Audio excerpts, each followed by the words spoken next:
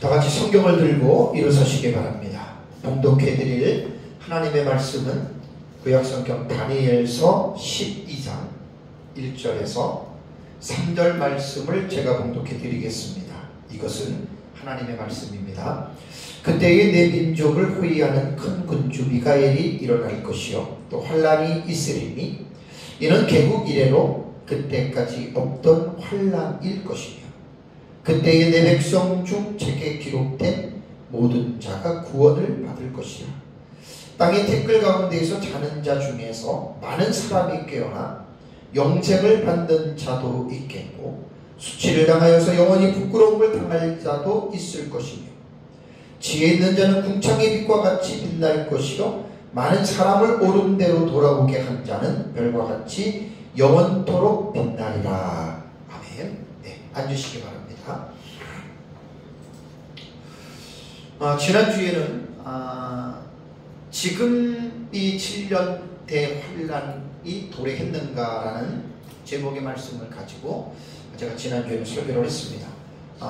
지금 현재의 전 세계적으로 일어나는 여러 가지의 불안정한 그러한 시국으로 인해서 기독교 일각에서 마치 지금이 한 일회가 시작이 됐고 이제 예수님의 재림이 얼마 남지 않았다가 하는 사람들이 점점 늘어나기 시작하고 전 세계적으로도 그러한 극단적인 세대주의 사상과 그러한 또 위험한 종말론의 사상을 가진 사람들이 지금 여기저기서 막 지금 한 일회가 시작이 됐고 예수님의 재림이 얼마 남지 않았다라고 하는 이러한 지금 성경에서 나타난 것과는 전혀 다른 그러한 말들을 지금 하고 있습니다. 그래서 지난주에도 유튜브에 들어가서 한일회를 딱 입력해보면 연관된 카테고리에서 많이 그런 내용이 뜹니다. 그래서 이렇게 뭐 조금 들어봐도 전혀 지금 한일회가 오지 않았습니다. 그래서 한일회에 대한 잘못된 이해를 가지게 되면 시한부 종말론에 빠집니다.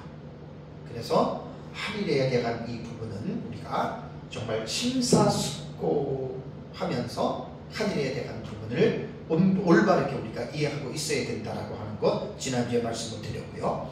이번 주에는 7년 대환란은 무엇인가 여기에 대해서 설교를 합니다. 7년 대환란은 무엇이며 정말로 있는 것인가. 제목을 제가 이렇게 잡았습니다.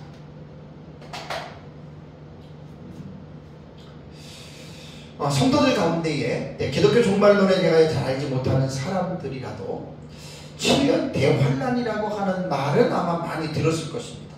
그렇다면 7년 대환란의 용어가 도대체 어디서 어떻게 이 용어가 나왔을까요? 언제 이 용어는 나왔을까요? 그래서 이제 이번 주는 이 부분에 대해서 오전 예배 시간에 제가 이제 말씀을 제가 드리겠습니다. 자, 7년 대환란이라고 하는 이 용어는요, 두 가지 의미가 있지요. 이 용어 속에서 대환란이라고 하는 의미와 그 기간이 7년이라고 하는 이 두 가지의 의미가 함축되어 있는 용어입니다. 그래서 이 두 가지 용어인 대환란과 7년이라고 하는 이 용어는 어느 특정한 개인이나 집단이 만들어낸 것이 사실은 아닙니다. 성경에 분명하게 명시되어져 있습니다. 단 대환란의 기간이 7년이라고 하는 이 7년으로 이렇게 규정해 놓은 것은 성경의 내용을 잘못 깨달은 사람들이 만들어 놓은 용어입니다. 그러니까 7년 대환란을 대자를 빼고 7년 환란이라고 말을 하면 그 성경적인 용어로 맞습니다. 그런데 7년 전체가 대환란이다라고 하는 말은 분명히 틀립니다. 그래서 대환란이라고 하는 이 부분을 성경적인 부분으로 올바르게 여러분 우리가 사용을 하려면 7년 환란 전체가 대환란이 아니라 7년 환란 중에서 중간을 딱 구분해야 됩니다. 중간을 통해서 여기에서 반을 7년이 나눠지잖아요. 전반부와 후반부가 있는데 대환란은 후반부에 이루어지는 거예요. 대환란은. 7년 전체가 대환란이 아니라 지난주에 제가 한 일에 대해서 성경적인 용어에 대해서 자세하게 제가 말씀을 드렸는데 그것을 기본적인 지식을 가지고 이번 주 설교를 들으셔야 돼요. 그런데 제가 하는 설교들은 대부분 시리즈 설교이기 때문에 중간에 들으면 조금 이해가 안 되는 부분이 있습니다. 그래서 처음부터 이렇게 들으시는 게 이해하기가 좋습니다. 그래서 이제 70일에가 다니엘서 9장 24절에 나오잖아요. 그 70일에 보면 다니엘서 9장 27절에 그 한 일해 동안에 언약을 굳게 맺고 한 일해가 7년이잖아요. 한 일해. 그 다음에 그 일해의 절반에라는 말이 나옵니다. 성경을 보셔야 돼요. 절반이라고 하는 이 히브리어 단어는 해치입니다. 해치. 중앙입니다. 중앙. 딱 중앙 시점을 말하는 거예요. 그래서 한 일해가 전반부와 후반부로 정확하게 반으로 나눠지고 여기에서 전반부에 이루어지는 시기와 후반부에 이루어지는 시기에 나타나는 사건들이 달라요. 그걸 이제 우리는 성경에서 이런 부분들을 잘 여러분 이해를 해야 됩니다. 그래서 대환란은 7년의 전반부에 있는 게 아니고 후반부에 있는 거예요. 후반부에 있는 요것을 우리는 대환란이라고 성경은 말을 하고 있는데 이 대환란을 횟수로 표현을 하면 지난주에 말씀드린 대로 한때, 두때, 반때가 됩니다. 제가 지난주에는 그 히브리어와 헬라어에 담겨있는 한때, 두때, 반때를 원어적인 의미로 여러분들에게 설명을 했고 그 다음에 이제 이것을 횟수로 말하면 또 그냥 쉽게 말하면 3년 반이잖아요. 7년이 반이면 3년 반. 그래서 전반부의 3년 반이냐 아니면 후반부의 3년 반이냐라고 이렇게 표현을 합니다. 그래서 한때, 두때, 반때는 다니엘서 7장 25절, 12장 7절, 계시록 12장 14절을 보면 성경에 나오는 용어입니다. 한때 1년, 두때 2년, 두때가 사실 때들이거든요. 2년, 그 다음에 반때는 6개월. 그래서 때들을 복수이지만 저는 2년으로 우리는 본다고 얘기를 했습니다. 충분히 성경적으로 2년으로 봐도 아무런 문제가 없습니다. 그래서 그 3년 6개월을 전반부, 후반부로 말을 하고 그리고 이제 달수로 표현하면 후반부에 해당되는 달, 전반부도 마찬가지겠지만 42달입니다. 42달이 성경에 나오느냐? 나오지요. 계시록 11장 2절과 13장 5절을 보면 42달이 나옵니다. 42달을 횟수로 표현하면 7년의 절반이 되는 거예요. 그래서 계시록 11장 2절과 13장 5절은 후반부에 해당되는 대환란에 해당이 되는 것입니다. 그리고 이 7년의 절반을 일자로 표현하면 1260일입니다. 1260일은 계시록 12장 6절에 나오는 1260일은 요 후반부에 해당되는 대환란에 해당되는 기간을 말을 합니다. 그래서 대환란의 기간을 7년 전체가 대환란이다. 이 이제 7년 전체를 한일의 전체를 대환란으로 보는 이 신학은 어떤 신학이냐? 세대주의 전천년입니다. 세대주의 전천년이 7년 전체를 대환란으로 세대주의 전천년이 이 대환란을 보고 있다. 그래서 오늘 제가 설교 제목을 잡은 것은 세대주의자들에게 너무나 많은 사람들이 알게 모르게 세뇌가 되어져 있어서 7년 대환란은 무엇이며 정말로 있는 것인가 라는 제목을 제가 잡아본 것입니다. 그렇다면 대환란에 대해서 먼저 성경적인 부분에서 한번 의미를 살펴봐야 됩니다. 대환란은 무엇인가요? 오늘 그 다니엘서 12장 1절을 보십시오. 그때에 내 민족을 호위하는 큰 군주 미가엘이 일어날 것이요 또 무엇이 있으리니 환란이 있으리니. 환란이 있는데 이 환란을 어떻게 설명하냐면 이는 개국 이래로 그때까지 없던 환란일 것이며 라는 말을 했습니다. 그러니까 이 환란은 보통 환란이 아닙니다. 자, 개국도 뒤에 제가 오늘은 설명을 하겠습니다. 그러니까 원래 이제 우리가 다니엘서 12장 1절과 3절의 내용은 이게 언제 일어나냐면 12절에 그때에라는 말이 나오죠. 그때라고 하는 지시부사가 있습니다. 그럼 그때가 언제냐? 1절, 2절, 3절을 잘 읽어보시죠. 마지막 때입니다. 예수님 재림 때를 말을 하는 그때를 말하는 겁니다. 다니엘서 12장은. 그러니까 여기서 보면은 1절에 보면은 그때의 후반부에 뭐라고 했습니까? 내 백성 중에 책에 기록된 모든 자가 구원을 받을 것이라 그랬죠. 구원은 이게 종말에 관한 이 문맥이에요. 그 다음에 이전에도 땅의 티끌 가운데 자는 자 중에서 많은 사람이 깨어 부활하잖아요. 영생을 받는 자도 있겠고 수치를 당하여 영원히 부끄러움을 당할 자도 있을 것이며, 그러니까 예수 그리스도의 재림하시면서 부활이 있고, 그 다음에 역사적 전천년은 천년왕국이 있고, 그 다음에 천년왕국 끝나고 부활이 있는 거예요.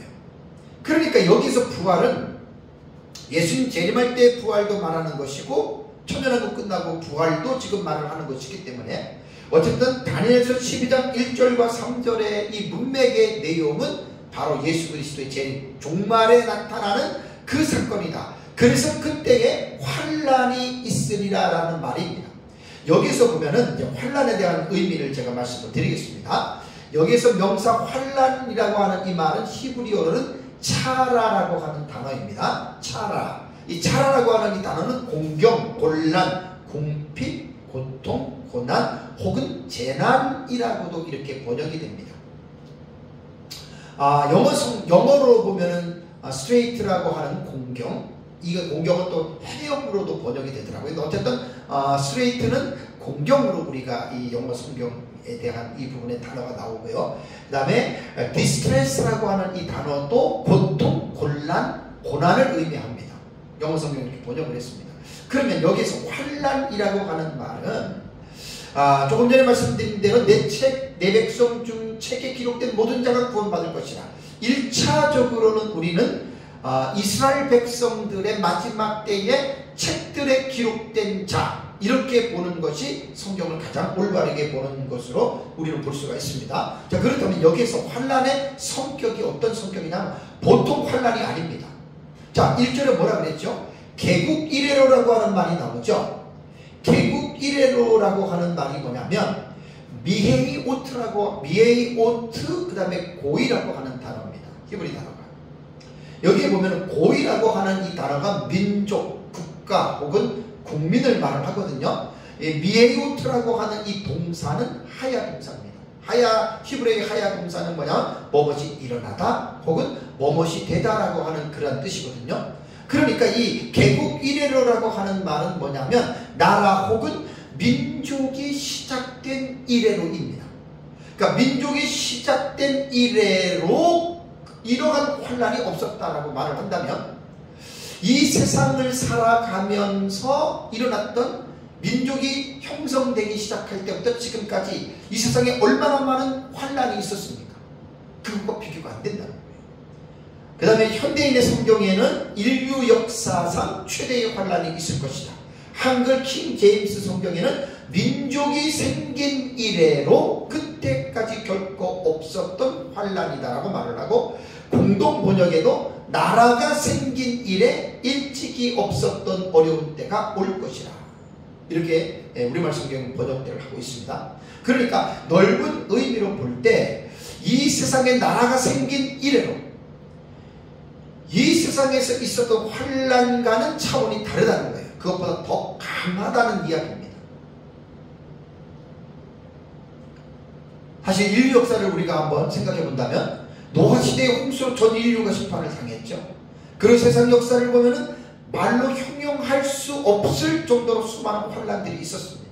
기근들, 전쟁들, 지진들, 각종 전염병 등등 세계 역사를 살펴보면 말할 수 없는 환란들이 여러 번 있었습니다. 그러니까 여기서 개국 이래로 그때까지 없었던 환란이라고 말을 한다면, 다니엘서 12장에 말한 인류 종말에 예수 그리스도의 재림 직전에 일어나는 이 대환란은 이전의 환란과 비교해 볼 때 전무후무한 환란, 곧 비중의의 환란이라는 거예요. 전무후무하다라고 하는 말은 뭐냐면 전에도 없었고 앞으로도 없을 그야말로 가장 큰 환란이라는 말이고, 미중유도 지금까지 한 번도 이런 환란이 없었던 거예요. 그러니까 다니엘서 12장 1절에서 말하는 이 환란은 말 그대로 대환란입니다. 그래서 구약 성경에 다니엘서 12장에 하나님은 다니엘을 통해서 인류 종말에 예수님 재림 직전에 이러한 전무후무한 환란이 일어날 것이다 라고 구약성경에 말을 했고요. 자, 신약성경은 어떨까요? 우리 마태복음 24장을 보겠습니다. 마태복음 24장 21절을 보세요. 마태복음 24장 21절을 보면은 예수님의 말씀하신 것이죠. 이는 그때에 큰 환란이 있겠음이라. 창세로부터 지금까지 이런 환란이 없었고 후에도 없으리라. 이거 예수님이 하신 말씀이거든요. 창세로부터라고 하는 말은 하나님이 태초에 천지를 창조하신 때부터입니다. 지금까지라고 하는 말은 예수님이 말씀하시는 그 당시지만, 이 지금까지라고 하는 말은 뭐냐면 인류 종말의 때까지입니다. 그러니까 여러 가지의 다양한 환란들이 있었지만 예수님이 말씀하시는 이 환란은 전무후무한 환란, 미중유의 환란이라는 말입니다. 그러니까 다니엘 선지자가 말한 것과 예수님이 말씀하신 이 환란은 똑같은 거예요. 그래서 그것을 시기적으로 언제라고 볼 때에는 예수 그리스도의 재림 직전에 나타나는 요 기간을 말하는데, 한 일에게 해치 절반이 이때가 바로 대환란이다. 이거 뭐 성경에서 말한 것 똑같은 말입니다. 그러니까 세대주의자들은 7년 전체를 대환란이라고 한 것은 성경적으로 맞지 않아요. 성경에 그 잘못 본 거예요. 그렇다면 예수님이 말씀하신 큰 환란, 이 큰 환란이라고 하는 이 단어는 뭐냐면 헬라어로 보면은 메갈레들립시스라고 하는 말입니다. 메갈레라고 하는 이 형용사입니다. 큰이라고 하는 이 메갈레는 원래 원형이 메가스라고 하는 이 단어인데, 크다 혹은 위대하다, great라고 하는 뜻이에요. 그러니까 환란이 크다, 환란이 뭐 위대하다 그러면 이게 그 환란의 강도와 정도를 지금 형용해 주는 이 형용사이거든요. 그러니까 이 메가스라고 하는 이 단어를 보면 사물들의 외적인 형태를 묘사할 때 이 사용했습니다. 크다 이렇게 사용했고, 특히 이것은 어떤 상황에 대해서 강렬성과 혹은 그 정도에 대해서 묘사할 때 사용한 것입니다. 그러니까 환란이라고 하는 이 들립시스라고 하는 이 앞에 형용한 큰이라고 하는 이 메가스라고 하는 단어는 환란의 강도가 그만큼 강렬하다, 그런 차원에서 여러분 형용사를 쓴 거고요. 여기 명사 환란 들립시스라고 하는 이 말은 뭐 억압, 그 다음에 고난, 뭐 환란, 이러한 뜻들이 있습니다.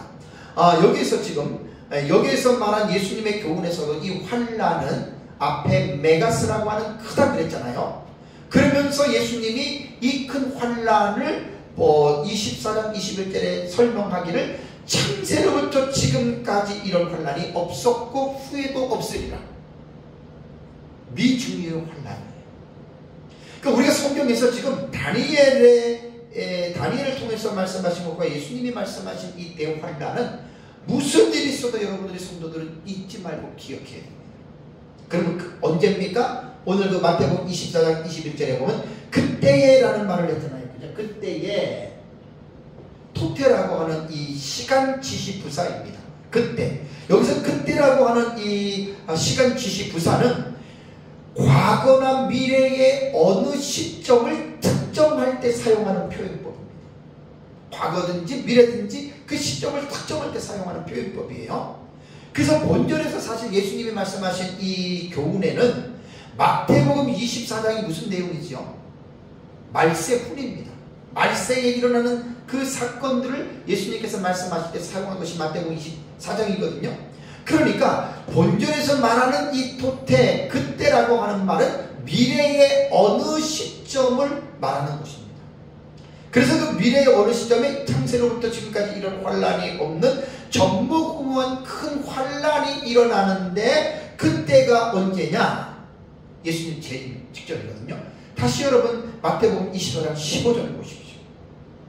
참 예수님이 분명하게 그 시점을 설명을 했거든요. 마태복음 24장 15절을 보면 그러므로 너희가 선지자 다니엘이 말한 바 멸망에 가증한 것이 거룩한 것에 선 것을 보거든 어떻게 해요? 읽는 자는 깨달을진저 그랬죠. 자, 분명히 예수님이 어느 시점을, 여기도 보면 예수님께서 말씀하시는 시점에서 그때라고 하는 지시부사를 사용을 했어요. 그러면 그때가 언제냐? 선지자 다니엘이 말한 바 그 말이에요. 그 내용이 뭐냐면 멸망에 가증한 것이 거룩한 곳에 선 것을 보거든. 그러니까 이거는 다니엘 선지자가 옛날에 구약시대에 예언했지만 이 예언의 의미를 볼 때 이 예언이 이루어지는 시점은 인류 종말이라는 거예요. 그러니까 인류 종말에 일어나는 멸망에 가증한 것이 거룩한 것에 선 것을 보거든 깨달으라는 겁니다. 자, 이 말씀을 하신 이유를 다시 설명을 해드릴게요. 마태복음 24장은 말세훈에 관한 이야기인데, 예수님의 교훈인데, 예수님께서 선지자 다니엘의 글을 인용하시는 이유가 있어요. 16절부터 여러분 우리가 쭉 문맥을 보면은 28절까지의 내용을 읽어보시면 이게 어떤 내용이냐면 대환란에 관한 내용입니다. 시간상 제가 말씀을 안 드리는데 쭉 읽어보시면 16절에서 28절의 내용은 그 큰 환란에 있을 것에 대해서 예수님이 교훈하신 것이거든요. 근데 예수님께서 다니엘 선지자의 말씀을 인용한 것은 다니엘서 9장으로 가보세요. 다니엘서 9장을 가면은 다니엘서 9장 27절에 다니엘의 예언, 이거를 가지고 예언한 거예요, 예수님이. 그러니까 다니엘의 예언의 모티프는 뭐냐면 다니엘서 9장 27절인데 9장 27절을 보시면 그가 장차 많은 사람과 더불어 한 일 동안의 언약을 굳게 맺고 그랬죠. 한 일의 언약을 맺습니다. 한 일에는 성경적인 용어입니다.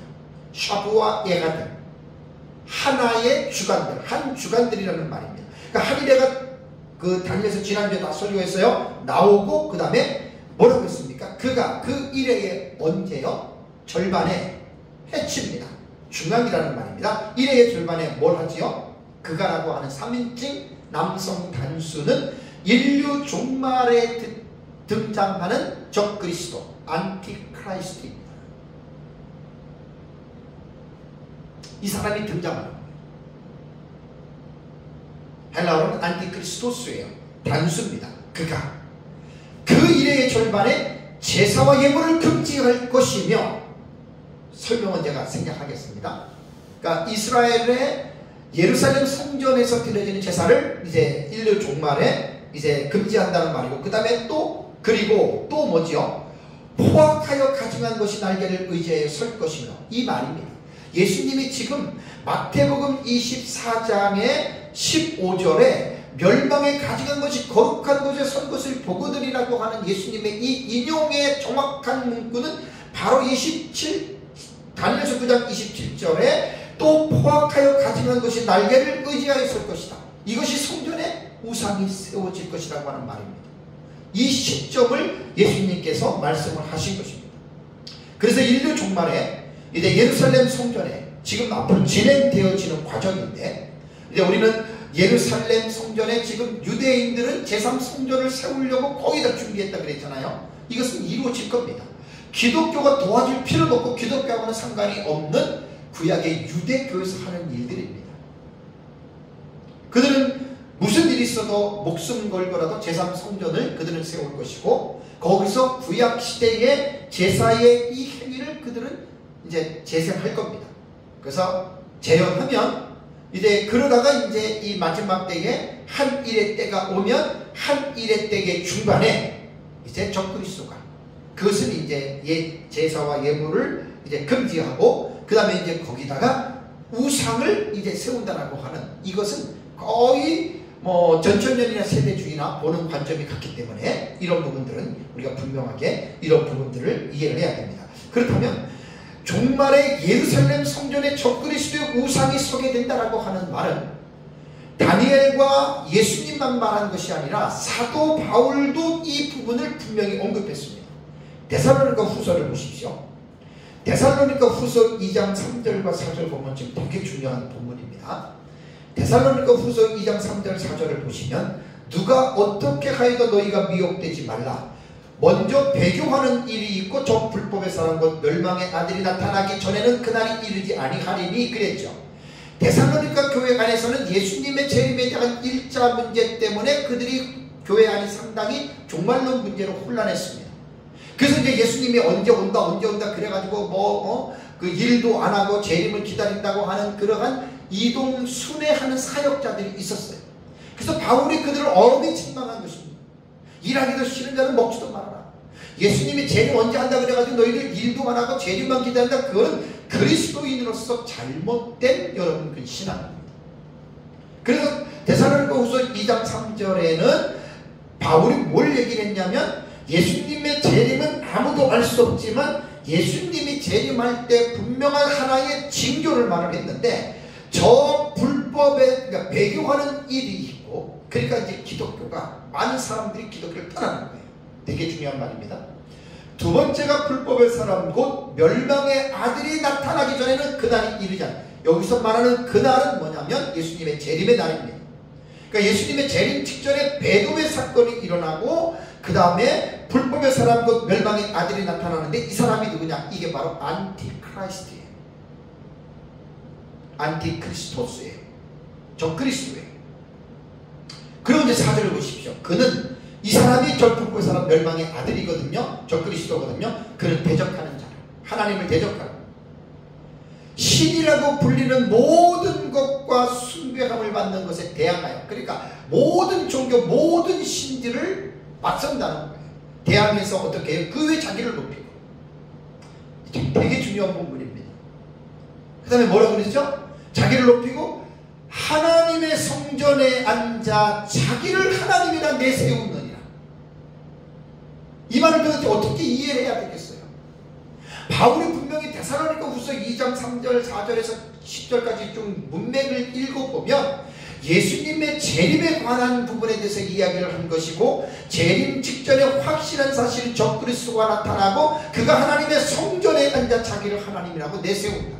그러니까 우리는 이 바울의 말만 보더라도 우리가 이스라엘 백성들은 지금 유대교잖아요. 그들은 구약의 유대교를 다시 부활시킨다는 말이에요. 그런 의미가 여러분 되는 것입니다. 그래서 사도 바울의 교훈 중에서도 이제 이 불법의 사람과 멸망의 아들인 적그리스도가 역사상에 등장하고 그 적그리스도의 우상이 예루살렘 성전에 설 것을 교훈한 것입니다. 그래서 다니엘 선지자와 예수님의 예언 그리고 사도 바울의 예언의 공통점을 본다면 예수님의 재림 직전에 이 세상에 전무후무한 대환란이 이루어진다라고 하는 것 여러분 이걸 꼭 기억하면서 사시기 바랍니다. 근데 여기서 말하는 대환란은 이스라엘 백성들만 겪는 게 아닙니다. 세대주의자들이 말하는 대환란은 유대인들만 겪는다 아닙니다. 신약의 교회도 그 환란을 겪습니다. 예수님께서 공생의 사역 가운데 말세훈에 대하여 교훈하신 내용들을 보면 공간복음에는 마태복음 24장, 마가복음 13장, 누가복음 17장과 21장에 말세훈의 내용이 그 공간복음에 들어가 있습니다. 그래서 우리가 이 본문을 정말 깊이 있게 여러분 말세훈을 봐야 하는데 정말로 신학적인 입장에 따라서 해석하는 입장에 여러분 차이가 있습니다. 사실 이 마태복음 24장과 마가복음 13장, 누가복음 17장과 21장은 성경을 어떻게 읽어야 되냐면 예언적 원근 통시법으로 읽어야 돼요. 영어로 말하면 프로페틱입니다. 프로페틱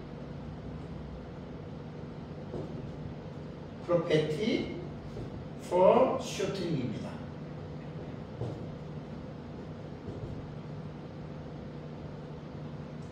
예언자, 예언자들이 말한 단축시켰다는 이런 뜻이거든요. 포르쇼팅이라고 하는 이 단어가 이게 지금 되게 중요해요. 그래서 이 원근 이 포르쇼팅이라고 하는 이거를 원근법이라고 간단하게 말을 하면은 원근법이거든요. 원근법이라고 이렇게 말을 하는데 원근은 말하면 뭐 한마디로 먼 곳과 가까운 곳이 먼 곳과 가까운 곳이라고 하는 의미인데 여기서 영어 단어로 포르쇼트닝 있잖아요. 이 포르쇼트닝이라고 하는 말은 축소 단축이라는 말입니다. 그러니까 먼 거리를 가까운 거리로 그 거리상 단축시켰다. 그래서 이 원근법이라고 하는 이 부분이 왜 중요하냐면 구약 성경에 보면 선지자들의 예언한 내용들을 살펴보면 예언자들이 했던 원근법이 나와요. 이게 prophetic foreshortening이에요.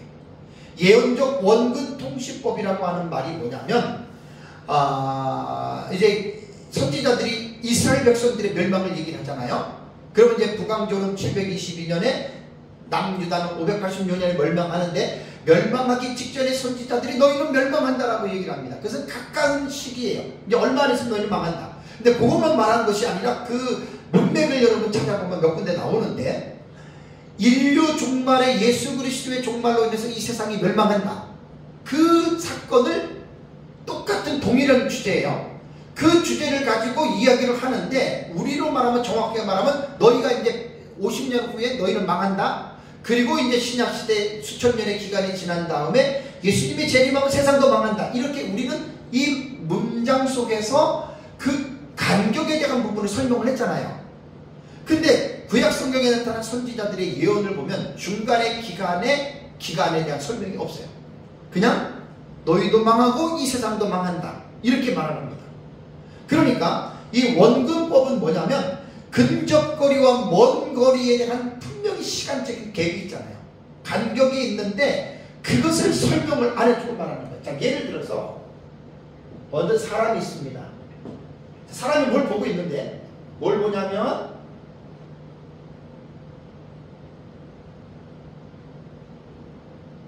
산 봉우리를 봐요.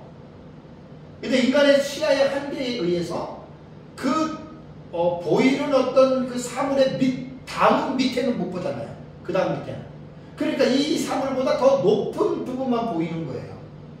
그래서 예언적 원근 통시법이라고 하는 말은 이렇게 본다는 말이에요.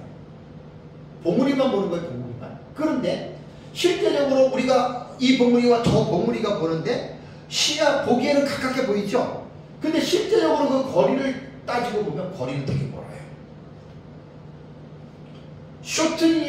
포쇼트닝이라고 하는 이 단어는 뭐냐면 아까 말씀드린 대로 근접 미래와 먼 미래를 중간에 거리에 대한 설명을 하지 않고 그냥 곧바로 이렇게 보이는 것처럼 이야기를 한다는 말입니다. 자, 그러니까 예수님께서 공생의 기간에 말씀하신 이 말세품도 이러한 원근 통시법으로 읽어야 돼요. 예수님께서 요게 지금은 이렇게 일어나고 내가 재림할 때에 그 시간적인 간격에 대해서 설명 없이 그냥 예수님이 이렇게 말씀하셨거든요. 그래서 이 마태복음 24장을 볼 때 특별히 이런 부분들을 여러분 잘 봐야 됩니다. 여러분 마태복음 24장을 한번 보십시오. 다시 마태복음 24장을 보시면 그 4절부터 8절까지 보면은 여기에 보면은 예수님께서 예수님 당시 때부터 전쟁과 기근과 지진과 전염병들이 일어난다. 이러한 자연적인 재해들이 일어날 것에 교훈하시면서 8절에 뭐라 그랬습니까? 이 모든 것은 재난의 시작이라고 그랬죠. 그러니까 전쟁과 기근과 지진과 전염병은 옛날부터 있었어요. 구약시대부터. 이건 재난이 이미 시작된 거고 예수님 당시도 있었고 재난이 시작됐는데 그 다음에 10절을 보십시오. 9절을 보십시오. 9절에 그때의 사람들이 너희를 환난에 넘겨주겠으며 너희를 죽이리니 너희가 내 이름 때문에 모든 민족에게 미움을 받으리라. 자, 이 말은 뭡니까? 9절부터는 예수님 당시 때에도 일어나지만 실제적으로 이것은 예수님 당시에 일어나는 일을 말한 게 아니에요. 9절부터 여러분 뒤에 쭉 28절까지 보면은 이게 마지막 때의 대환란 기간에 일어나는 말입니다. 왜냐하면 여기서 보면 내 이름 때문에 모든 민족이 미움을 받는다 그랬죠. 그러면 이스라엘 백성들은 로마 제국, 이스라엘 로마 제국 하에 이스라엘은 기독교인들이 유대인들에 의해서 박해를 받고 그 다음에 로마 제국에 의해서 박해를 받고 죽임을 당하고 미움을 받았잖아요. 그죠? 그런데 본문을 자세히 보시면 모든 민족에게 미움을 받는다 그랬잖아요. 예수님 당시에 대한민국과 중국과 그 다음에 유럽 사람들이 이스라엘 백성들 미워하지 않았어요. 그들을 죽이지 않았어요. 그러니까 국지적인 면이에요. 예수님 당시에는. 근데 24장 9절 이후부터 그 말하는 환란은 너희를 죽이는데 이스라엘 백성들 제자들만 그러는 게 아니라 전 세계에 흩어져 있는 그리스도인들입니다. 그리고 전 세계에 흩어져 있는 그리스도인들을 모든 나라가 다 그들을 미워하고 그들을 죽인다는 말이에요. 자, 지금 이슬람권이라든가 그 다음에 힌두권이라든가 불교권에서는 어때요? 극렬한 곳에서는 지금 예수님 이름 때문에 미움을 받고 죽는 사람도 있죠. 그러나 민주주의인 우리나라 같은 경우는 지금 예수님 때문에 우리가 미움을 받고 죽습니까? 아니죠. 그러니까 아직 24장 9절 이하에 이건 대환란 아직 안 온 거예요. 그러니까 8절과 9절을 보면 이 모든 것은 재난의 시작이니라 하고 이것은 이제 그 당시 일어나는 각종 자연재해들을 말을 하면서 9절에 그때에 가면 제가 설명하는 대로 이때는 인류 종말의 때다 이렇게 설명 없이 곧바로 그때에 사람들이 너를 환난에 넘겨주겠으면 죽이리라. 이게 바로 프로페틱 포셔팅이에요. 예언적 원문 통신법. 그 사이에 설명을 하지 않고 곧바로 말을 하니까 사람들이 성경을 읽을 때 이러한 성경의 문맥에 대한 이해가 없기 때문에 이거를 그냥 붙여가지고 이해를 하는 거예요. 아, 그 예수님 당시에 제자들이 뭐 죽고 그 유대인들에게 미움을 당했다 이렇게만 보는데 이 뜻은 그게 아닙니다. 여러분. 모든 민족이 다 미워할 때가 온다. 그게 바로 대환란입니다. 마가복음 13장을 보시면 마가복음 13장 11절과 13절에도 형제가 형제를 아버지가 자식을 죽는 데에 내주며 자식들이 부모를 대적하여 죽게 하리라. 또 너희가 내 이름 때문에 모든 사람들에게 미움을 받을 것이나 끝까지 견디는 자는 구원을 받으리라. 이 본문도 그렇게 읽어야 돼요. 예수님 당시를 말하는 게 아니에요. 형제가 형제를 아버지가 자식을 죽는 데 내주고 자식들이 부모를 대적하여 죽게 하는 것은 그 당시에 로마 제국하에 어떤 유대인 그리스도인 그걸 말하는 게 아니라 전 세계적으로 확산되는 것을 말합니다. 지금 우리나라에서 형제가 형제를 아버지가 자식을 자식이 부모를 예수 믿는다고 죽는데 내줍니까? 우리나라 민주주의에서는 이런 일이 없잖아요. 아직 이 말이 성취가 되지 않은 거예요.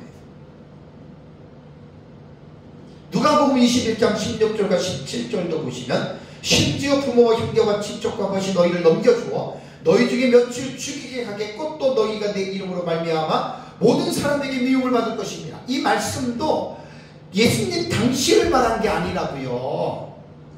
앞으로 모든 전 세계가 마지막 때가 되면 대환란의 기간이 되면 대한민국이나 일본이나 러시아나 미국이나 뭐 중국이나 할 것 없이 모든 이 세상에서 이런 현상들이 전체적으로 나타난다는 말입니다. 이게 여러분 대환란의 개념입니다.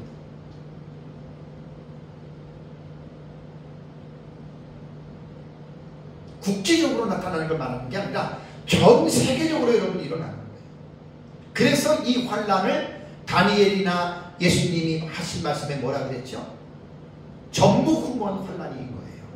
전에도 없었고 후에도 없고 미중류 지금까지 이러한 일은 없었잖아요. 그래서 이 환란에 대해서 이제 구체적으로 이 환란에 대한 내용 컨텐츠가 어디에 나타나냐면 그게 바로 요한계시록입니다. 제가 요한계시록을 배웠고 요한계시록을 연구하면서 너무나 감사한 게 이 대환란이 어디에 나타나느냐? 요한계시록 6장부터 19장에 약 44가지 사건이 나타납니다. 이게 제가 보는 요한계시록에 대한 개념입니다. 이걸 뭐 이해하려면 많이 공부들을 해야 되는데 어쨌든 그렇게 됩니다. 다음에 두 번째, 대환란에 대한 내용은 이 정도면 충분히 이해가 될 거예요. 뭐 이것만큼 더 확실하게 어떻게 이해를 시켜드리겠습니까? 구약성경, 신약성경 해가지고 이제 대환란에 이제 이렇게 되는 거. 두 번째는 뭐냐면 대환란은 언제 일어나면 그 기간은 얼마인가? 뭐 제가 지난주부터 얘기를 했습니다. 대환란은 예수님 재림 직전에 한 일의 절반입니다. 결론은 이거예요. 구약성경 다니엘서도 이거를 얘기하고 요한계시록도 이거를 얘기하는 거예요. 대환란은 언제 일어나느냐? 기간이 언제냐? 그러니까 7년 전체가 아니라는 거예요. 세대주의자들이 말하는 거죠. 7년 전체가 아닙니다. 한 일회의 절반, 일회의 절반에 해치 다니엘서 9장 27절 나오잖아요. 그때 이제 예루살렘 성전에 적그리스도 우상도 세워지고, 그때 이제 후삼년반이 일어나는 사건들이 꽤 많습니다. 둘째와 여섯째 나팔인 유브라데 전쟁도 일어나고, 여기서 이제 짐승의 표가 강요가 되는 거예요. 후삼년반. 그래서 짐승의 표를 받지 않는 사람들은 죽는 거예요. 근데 이 요한계시록에 나오는 이야기입니다. 자, 계시록 13장을 보겠습니다. 이제 대환란에 대한 언제 일어나고 기간이 얼마 동안인가에 대해서는 조금 전에 말한 대로 조금만 여러분들이 생각하시면 되고, 이 대환란에서 계시록에 대해서 조금 더 말씀을 제가 드리겠습니다. 자, 지금 우리가 겪고 있는 이 환란과 고통과 비해서 대환란은 비교가 안 됩니다. 상상을 초월합니다. 어림도 없습니다. 성경을 통해서만 이 부분을 우리가 깨달을 수가 있는. 자, 이게 대환란이 오는 한일의 시점이 됐잖아요. 그때 되면 이 세상이 어떻게 변하냐면 여러 가지로 많이 변화가 되지만, 종교가 벌써 그 전에, 앞으로 좀 있으면 종교 통합됩니다, 여러분. 모든 종교가 통합이 됩니다. 그런데 기독교만 그 종교 통합에 안 들어갑니다. 유대교도 그 종교 통합에 안 들어갑니다. 거짓된 유대교는 들어가겠지만 그 아주 정통 유대교 있잖아요. 안 들어갑니다. 물론 기독교도, 모든 기독교가 안 들어가는 게 아니라 신학적으로 잘못된 에큐메니칼 운동을 하는 WCC에 이렇게 가입된 교회들은 거의 다 그걸로 들어갑니다. 종교 통합. 그럼 어떻게 되는 줄 아십니까? 기독교하고 유대교 이런 것만 빼놓고는 다 종교가 하나가 되는데, 그 종교의 수장이 어디냐면 로마 캐톨릭이에요. 거기에 의장을 누가 맡느냐면 교황이 당연히 맡게 됩니다. 그리고 어떻게 되는 줄 아십니까? 그 종교 통합을 반대하는 기독교를 말도 못하게 핍박하는 게 이 대환란의 가장 중요한 특징입니다. 그래서 계시록 13장 8절을 보시면, 죽임을 당한 어린 양의 생명책에 창세 이후로 이름이 기록되지 못하고 이 땅에 사는 자들은 다 그 짐승에게 경배하리라. 그러니까 이게 대환란에 나타나는 현상이에요. 대환란은 한 가지의 사건만 보면 안 됩니다. 한일에는 한 가지의 사건만 보면 안 됩니다. 세상 사람들은 모두가 다 적그리스도를 경배한다. 프로스크네오, 예배 드린다는 말입니다. 하나님처럼 섬긴다는 말입니다. 그러면서 이제 후삼년 반에 이제 적그리스도가 자기를 경배하지 않는 사람을 무자비하게 죽여버리는데, 13장 7절을 보세요. 또 권세를 받아 성도들과 싸워 이기게 되고 그랬죠. 싸우는 거예요. 이제 적그리스도는, 종교 통합된 이 무리들은 종교 통합을 반대하는 기독교를 이제 대놓고 이제 원수로 적으로 간주하고 싸우는데, 그 싸움에서는 이깁니다.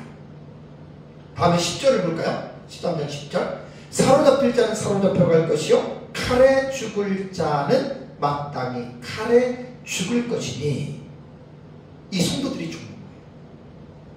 후사년반 대환란에 떨어진 성도들이 죽습니다. 그래서 성도들의 인내와 믿음이 여기 있느니라. 다음에 15절. 그가 권세를 받아 그 짐승의 우상에게 생기를. 여기서 말하는 그는 적그리스도가 아니고 적그리스도의 시종 역할을 하는 땅에서 올라온 짐승인 거짓 선지자입니다. 그래서 그가 권세를 받아 그 짐승의 우상에게, 이 적그리스도거든요, 생기를 주어 그 짐승의 우상으로 말하게 하고, 그 다음에 또 짐승의 우상에게 경배하지 아니하는 자는 몇이든 다 죽이게 하더라. 여기서 성도들이 죽는 겁니다. 대환란에.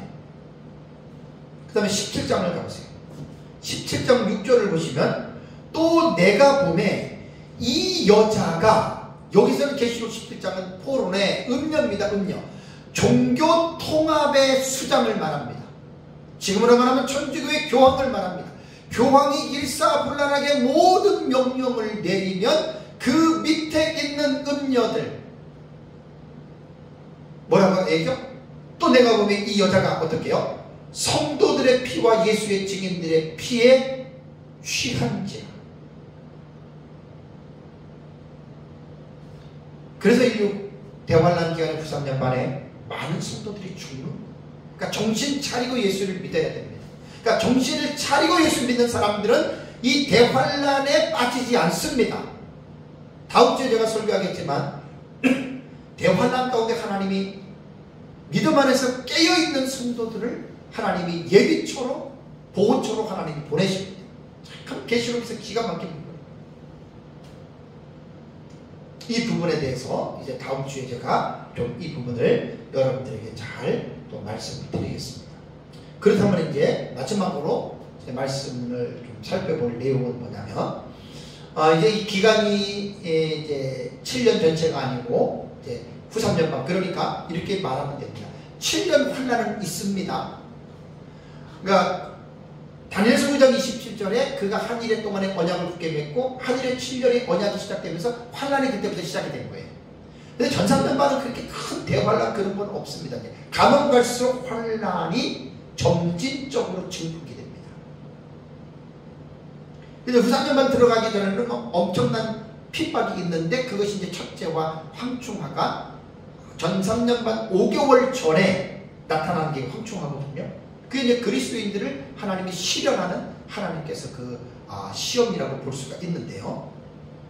그러면서 이제 93년반에 딱 들어가면은 이제 이 대환란이 있는데, 여기서 이제 우리가 중요한 건 뭡니까? 자, 그렇다면 이 대환란은 성도들과 어떠한 관계가 있을까?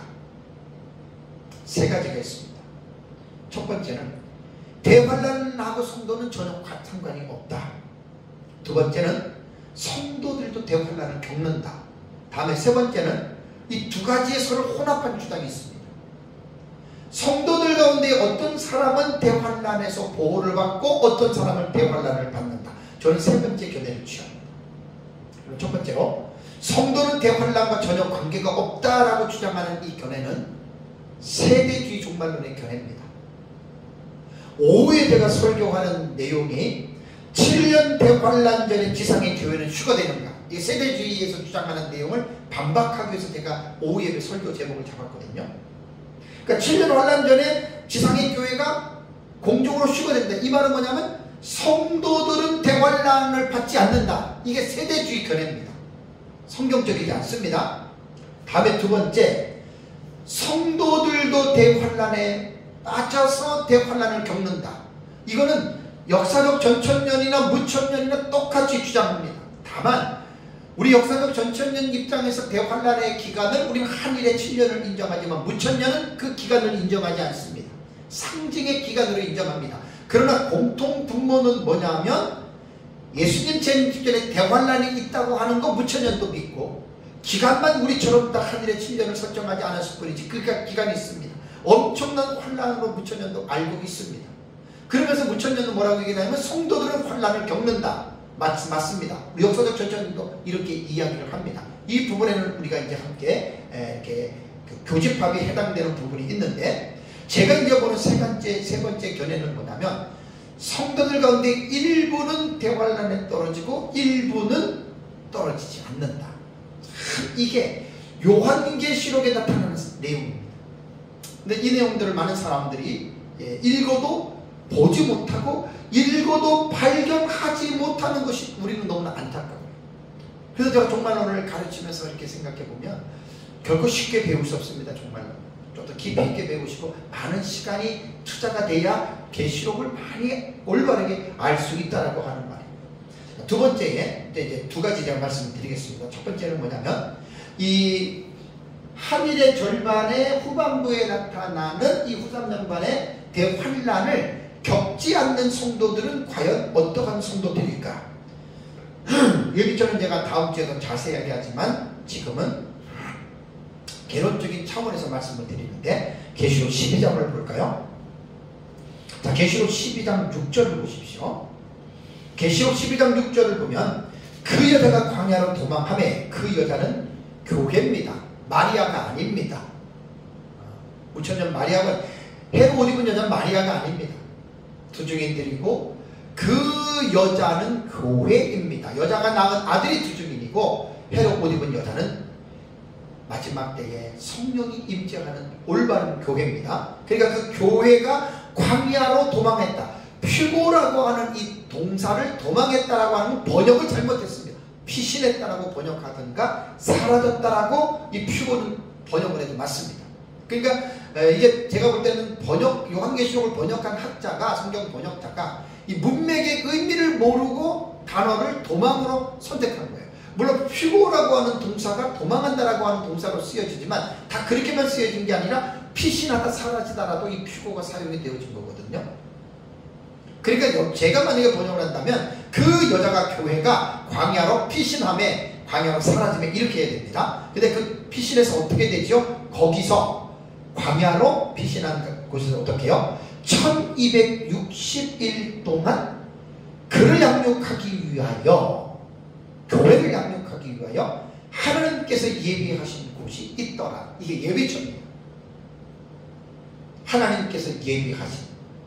그 다음에 14절 보세요. 12장 계시록 12장 14절. 그 여자가 똑같은 말이에요. 큰 여자가 독수리의 두 날개를 받아 광야 자기 곳으로 날아가 거기서 그 뱀의 낯을 피하여 한때와 두때와 반때를 양육받으며. 12장 6절과 12장 14절 똑같은 의미입니다. 약간 표현상 단어에 있어서 문장이 약간 변화가 있을 뿐이지 의미는 똑같은 겁니다. 그러니까 여기에서 말하는 1260일과 한때와 두때와 반때는 전반부를 말하는 것이 아니라 후반부를 말하는 것입니다. 한때, 두때, 반때는 연으로 표현한 것이고 1260일은 일자로 표현한 것입니다. 똑같은 그 포지션을 말하는 것입니다. 그래서 사실은 요한계시록에서 지금 12장 6절과 14절에 하나님께서 예비하신 것, 이게 예비처거든요. 그러니까 성도들을 대관람 가운데 보호하는 장소예요. 장소. 이건 다음 주에 제가 좀 자세하게 본문에 들어가서 제가 원문 서기를 통해서 제가 이 부분을 여러분에게 말씀을 드리겠습니다. 그리고 나서 이제 예비처는 요한계시록에서는 7장 9절과 17절이죠. 요 내용이 흰옷 입은 큰 무리잖아요. 흰옷 입은 큰 무리가 들어가 있는 그 장소가 예비처입니다. 많은 사람들이 흰옷 입은 큰 무리를 구원받은 사람들이 천국에 가 있는 그 모습으로 해석들을 하거든요. 근데 7장 9절과 17절을 보면은 장소가 두 군데가 나와요. 하나님의 성전과 그 다음에 이 세상 두 군데가 교차돼서 나오는데 많은 사람들이 그냥 이거를 생각 없이 그냥 천국으로 해석을 해요. 제 요한계시록 주의 책에 보면 이 부분에 대해서 그림을 그려놓고 제가 자세하게 설명을 했습니다. 그러니까 계시록 7장 9절과 17절 흰옷 입은 큰 무리의 환상은 하늘과 땅에 동시적으로 사귀어오는 지금 보고 있는 거예요. 그래서 어떤 부분은 하늘이고 어떤 부분은 땅입니다. 땅에 해당되는 곳은 예비죠. 그럼 여기를 누가 들어가느냐? 이기는 자입니다. 요한계시록 2장과 3장이 7교에 나오죠. 거기 보면 두 교회 공통적으로 말한 내용이 뭐죠? 이기는 자는 그랬죠. 니콘티, 그 현재 분사형이에요. 신앙생활을 항상 이겨야 됩니다. 현재형이고 분사잖아요. 어제 신앙 승리하고 오늘은 신앙생활에 지는 그게 아니라 현재 분사형은 계속해서 반복적으로 진행되는 거잖아요. 이기는 자는 그런 뜻이에요. 그래서 그 이기는 자가 예수님 재림 직전에 대환란에 하나님께서 이런 자들을 예비처로 이들을 보내십니다. 그래서 이제 종말론을 연구하시는 분들은 신부단장이라는 용어를 많이 쓰지요. 신부가 결혼하기 전에 자기의 몸과 마음을 정결하게 단정하듯이 예수님 재림 직전에 구원받은 자들은 정말 몸과 마음을, 영혼을 단장해야 됩니다. 거룩하게 단장해야 됩니다. 예수님 재림은 부끄러움이 없을 정도로 거룩하게 단장해야 됩니다. 이게 종말론적인 신앙을 갖고 있는 사람이 이런 삶을 살아가는 거예요. 근데 이들은 대환란 가운데에 하나님이 예비처에서 보호하고, 다음에 두 번째는 뭐냐면, 두 번째는 대환란에 떨어지는 사람이 있어요. 쉽게 말하면 예비처를 못 들어가고 떨어지는 사람. 자, 12장, 계시록 12장을 다시 보세요. 계시록 12장 17절을 보겠습니다. 계시록 12장 17절을 보면 용이 여자에게 분노하여 돌아가서, 사탄이죠, 여자에게 촛대 교회지요, 방해하다가 공격했다가 하나님이 도와주니까 안 되니까 분노하여 다시 세상으로 돌아가서 어떻게 합니까? 그 여자의 남은 자손, 14절에 말하는 그 여자, 6절에 말하는 여자, 그 여자는 촛대교회입니다. 그리고 거기에서 신부단장한 성령으로 충만했던 그들이 예비초로 들어가고 신부단장하지 못하고 충만하지 못했던 남은 성도들이 있죠. 그걸 여자의 남은 자손이라고 부르는 거예요. 그래서 여자의 남은 자손을 어떻게 묘사하냐면 곧 하나님의 계명을 지키며 예수의 증거를 가진 자들과 더불어 싸우려고 바다 모래 위에서 서 있더라.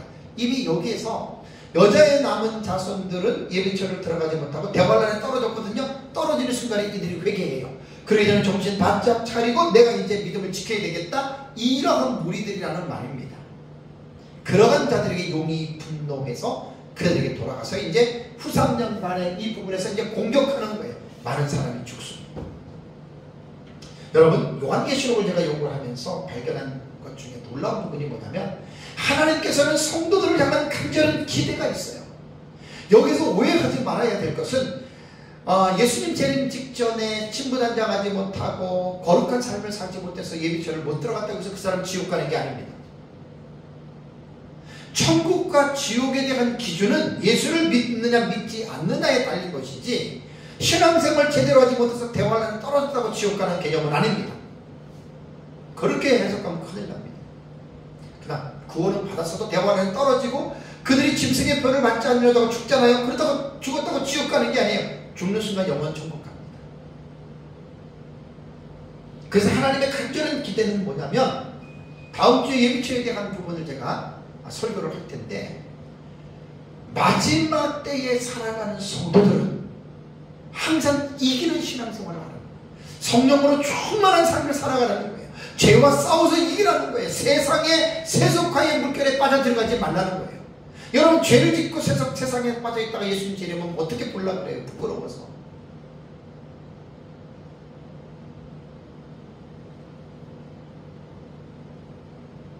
그래서 요한계시록에서는 예비처의 계시가 그렇게 여러분 중요해요. 어떤 사람은 이렇게 생각하는 사람이 있습니다.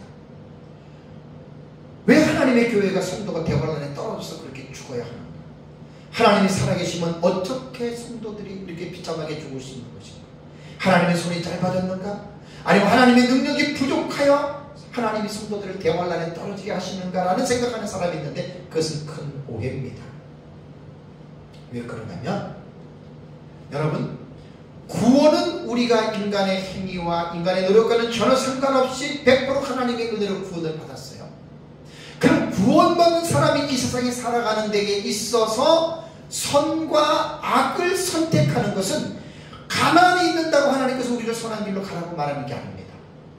자유의지가 있고 모든 생각과 행동의 결정권을 하나님이 우리 인간에게 자유의지에 그 행할 수 있는 권한을 각 사람에게 주셨기 때문에 하나님은 각 사람에게 책임을 물으십니다.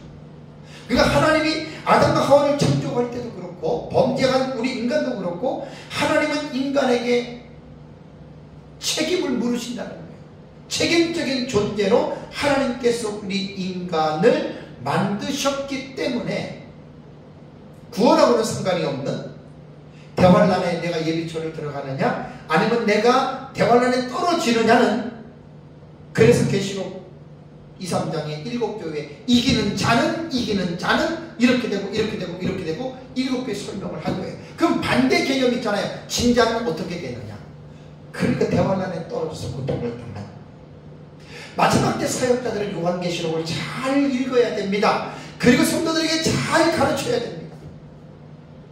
노아의 때와 롯의 때와 같이 사고팔고 먹고 마시고 인간의 말초 신경에 자극을 받아가지고 이 세상에 육체적인 삶으로 빠지잖아요. 그거 외쳐야 됩니다.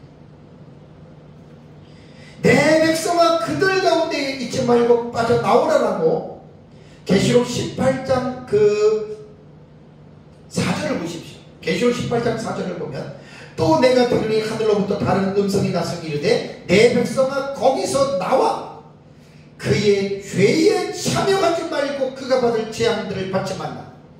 마지막 때 사역자들은 이걸 외쳐야 됩니다. 내 백성아 거기서 나와라. 거기가 어디입니까? 세상 사람들이 하나님의 심판을 받아서 멸망을 받아야 할 죄악의 구렁텅입니다. 세상에 죄를 짓는 장소입니다. 거기에 내 백성 하나님의 백성들이 마지막 때에 빠져간다는 말입니다. 먹고 마시고 즐기는 쾌락주의, 방탕주의, 향락주의 사상에 빠져가지고 구원받은 자들이 세상 사람들과 함께 구분하지도 못하고 가도시, 구분, 세상의 죄악을 자르거나 분리하지 못하고 거기에 빠져들어가 살 때 거기서 나오라는 말입니다. 나오라는 말입니다. 누가 이 말을 해야 됩니까? 마지막 때의 사역자들이, 목사들이 이 얘기를 해야 됩니다. 거기서 나와 그의 죄에 참여하지 말아라는 말입니다. 구원받은 사람들이 어떻게 그 지옥 갈 사람들에게 빠져가지고 그의 죄에 참여해가지고 죄를 먹고 마십니까? 그가 받을 재앙들을 받지 말라. 이걸 외쳐야 돼요. 사랑하는 성도 여러분, 7년 대환란이라고 하는 용어는 맞기도 하지만 틀립니다. 대환란은 예수님 재림 직전에 일어나는데 7년 전체가 아니라 7년의 전반부이 후반부에 일어나는 것입니다. 지금 하늘에가 도래했느냐? 아닙니다. 하늘에 도래하지 않았습니다. 성경에서 교훈하는 대환란은 그리스도인들과 연관이 있습니다. 그래서 대환란을 받을 수도 있고 받지 않을 수도 있다라고 하는 이 두 가지의 혼합된 내용을 저는 바라보고 있습니다. 자, 우리가 한일의 기간이 언제 임하느냐 모릅니다. 알아도 모든 사람이 아는 게 아닙니다. 특별하게 깨어있는 종들 외에는 사실 몰라요. 그래서 한일회를 함부로들 그렇게 남발하지 마세요. 저도 한일회를 7년으로 믿는 역사적 전천인의 입장으로서 그런 극단적인 무분별한 세대주의자들 때문에 하나님의 진리가 지금 계속해서 위협을 받고 있습니다. 하늘에는 모든 사람이 말한다고 깨달아지는 것이 아닙니다. 신중한 해석을 해야 됩니다. 그래서 예수님의 재림을 바라보면서 언제인지 모르고 하늘에가 오는 것도 언제인지 모르고 나타나는 징조들을 통해서 우리는 알 수 있지만 그때까지 저와 여러분들이 늘 깨어서 하나님 앞에 믿음으로 거룩한 삶으로 승리하는 삶을 살아가시기를 주님의 이름으로 축복합니다. 다 같이 함께 기도하겠습니다.